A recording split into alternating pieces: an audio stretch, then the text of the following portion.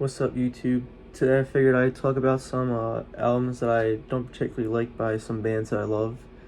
And it's not to say that they're bad albums, it's just more so personally, I just don't have fond taste and I don't typically listen to it. It's like if I was to do like a tier list, it'd be like at the bottom of me personally.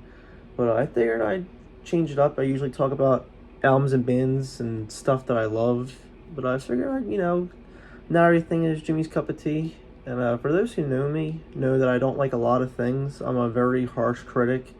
Like, I'll literally go up to band members' faces and I'll be like, that third album was fucking dog shit. And let's just get started. So, number 5, I gotta go with Morticians' Darkest Day of Horror. Now, Darkest Day of Horror is the one Mortician album that I think sounds quite different than the others. This one, just the way it's recorded and engineered and mastered, it just sounds a little bit more clunky. Will's vocals are a little bit more chonky.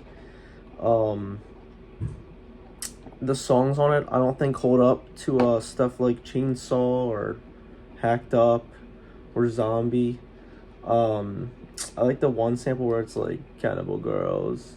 But other than that, I mean, it was just always, even when like the Mortician memes were really big and I would just like go through the catalog of this band's stuff, this one just like strike me as just like I would listen to it and it just like the skip button would just be being pressed more frequently than the others. But it's not a bad album, like I said, it's just my least favorite. But an album that I do think is pretty bad is Destined for Defilement by Fleshgrind. Now, this band has 2 great demos of Holy Pedophile and what was the other one? I'm on the Discogs page, I forget. It's like Sorrow Breeds. Yeah, Sorrow Breeds Hatred, Bleed on Me. And I think those 2 cassettes are fucking perfect. I mean, some great Broken Hope tribute type brutal death metal, old school brutal death metal. But then you listen to Destined for Defilement and it's just like one big mash of everything. Like, I always joke around that you can literally clip anywhere in this album and it all sounds the same, and it literally does. Like, if you just go through and start clicking on like the full length album on YouTube and just like start pressing different times, it all just sounds the same. But I think that the album after this, the Seeds of Abysmal Torment, I think is so much better. But I mean, I think Destined for Defilement just doesn't do it. Now, moving away, I would say Faith No More with King for a Day, Fool for a Lifetime. Now, The Real Thing is obviously the most popular, but I always really liked Introduce Yourself and Angel Dust a lot more.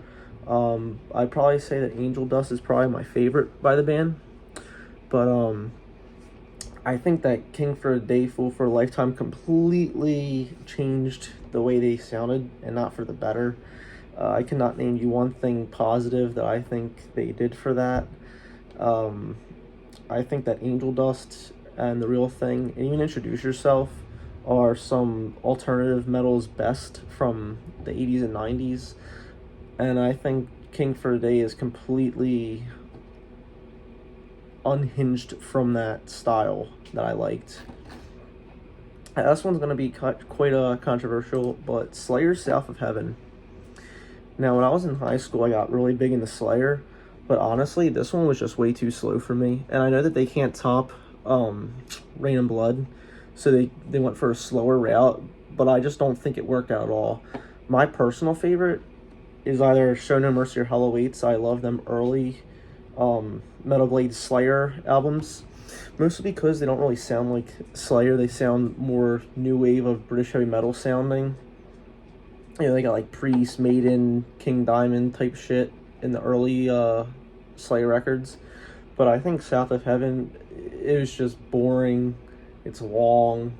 It's just a whole bunch of nothing.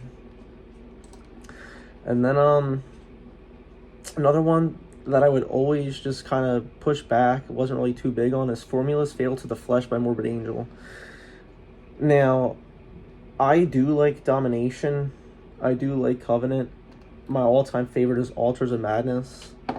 Um, I haven't really got into gateways and formulas that much. Like, formulas and gateways I listen to the least compared to the other classics. But Formulas Fails to the Flash, I was re-listening to it, and it's just not for me. Like, it's just a whole blockage of nothing compared to Covenant and Domination. It sounds kind of like a later Cannibal Corpse record, where it's just like a whole wave of just like aggression, which is fine, but it just lacks some substance, I feel. Like, I just don't go back to it when someone mentions Morbid Angel. I don't think of Formulas Fatal. It doesn't even come up in like top 3. The artwork is fucking sick. It's probably like top 3 fucking best artwork out of the band. But actually listen to the actual Formulas Fatal to the Flash. It's just a big, long blur of aggression, which again is fine, but it just gets overplayed and boring after a while.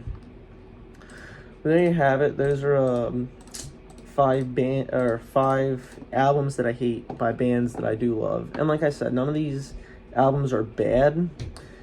It's just that out of their entire discography, I would be okay if they didn't exist, pretty much.